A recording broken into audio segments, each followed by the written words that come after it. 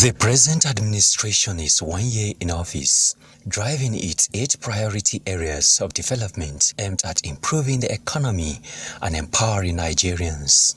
With various projects rolled out in short and long term, the drivers of the project seem not to be deterred in beaming light on the development roadmap.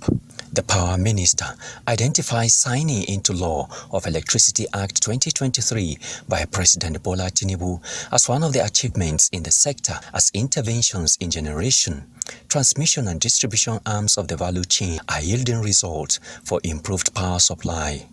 We have laid a solid foundation from legislation to policy to liquidity to infrastructure to generation to transmission, distribution. As power improved, yes, it is no longer where we were in February. And I'm happy.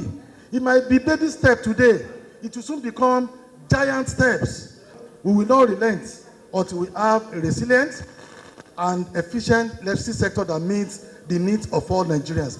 For the housing sector, the current administration says the flag off of the Renewed Hope Estates to deliver 100,000 houses across the country, among other initiatives, are steps taken so far by the government to bridge housing deficits. We are committed to implementing all these reforms and initiatives to change the landscape of housing sector for good and deliver the Renewed Hope agenda for housing and urban development nationwide.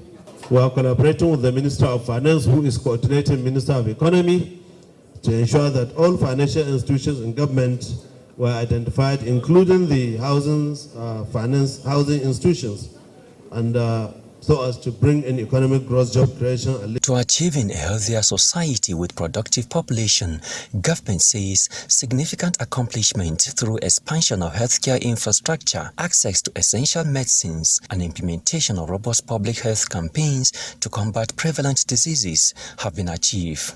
Thanks to NCDC and Primary Healthcare Development Agency, who mobilized to ensure that we have good surveillance system to prevent diseases from breaking out. And Mr. President also, I think, was very gracious in approving additional resources for NCDC to have contingent financing available. And we've signed an MOU with NSIA with resources available in our 2024 budget to expand cancer infrastructure and equipment in 6 federal teaching hospitals. We will continue on Monday. The ministerial briefing continues. Joshua Ojitu, NTA News.